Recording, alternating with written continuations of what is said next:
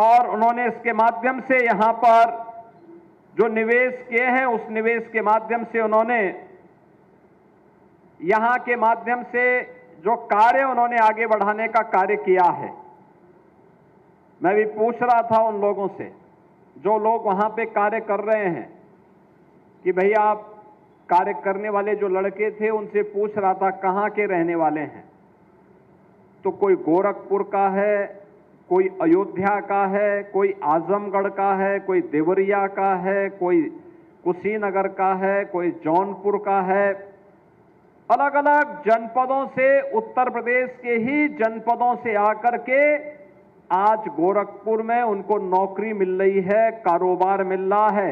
ये बताता है एक सही दिशा में यहां के युवाओं के लिए रोजगार का, एक नौकरी का एक मंच प्राप्त हुआ है।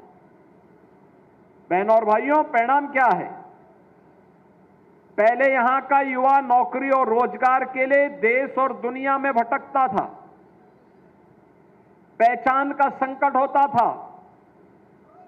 लोग उसके सामने बार बार इस बारे में उसको कहते थे कहां से आए हो, तो उत्तर प्रदेश का वह नाम नहीं लेता था, क्योंकि उत्तर प्रदेश का नाम लेंगे तो लोग बोलेंगे कि भाई वहां तो दंगे होते हैं, वहां पे गुंडागिर्दी होती है, वहां लूट खसोट होती है।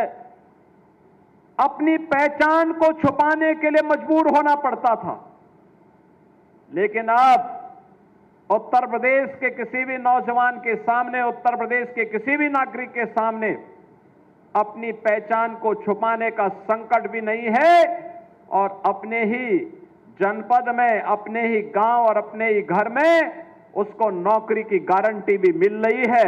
और ये लगातार गीड़ा में हो रहा निवेश इस बात की गारंटी देता है। एक तरफ निवेश होगा, दूसरी तरफ जो निवेश होगा वह पर्यावरण के अनुकूल निवेश होगा। पर्यावरण के सुरक्षा को ध्यान में रख करके निवेश होगा। पर्यावरण के मानकों को पालन करते हुए निवेश होगा। सीटीपी का निर्माण, जो भी यहां पर औद्योगिक कचरा निकलता था, वह औद्योगिक कचरा अब प्रदूषण का कारण नहीं बनेगा।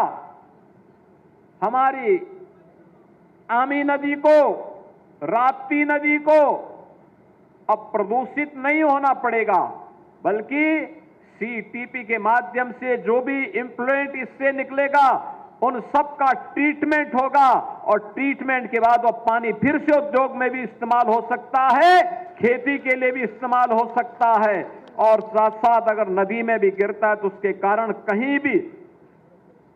कहीं पर भी कोई प्रदूषण नहीं होना है।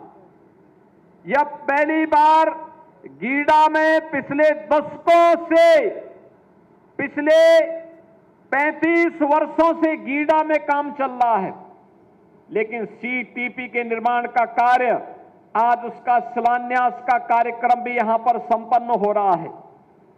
प्लास्टिक पार्क में केंद्रीय पेट्रोकेमिकल इंजीनियरिंग एवं तकनीकी संस्थान के स्किल डेवलपमेंट का, सीपेट के स्किल डेवलपमेंट का यह कार्यक्रम भी 5 एकड़ क्षेत्रफल में प्रारंभ होने जा रहा है, और इसका भी आज यहां पर कार्यक्रम यहां पर उपलब्ध करवाया गया है। अब यहां का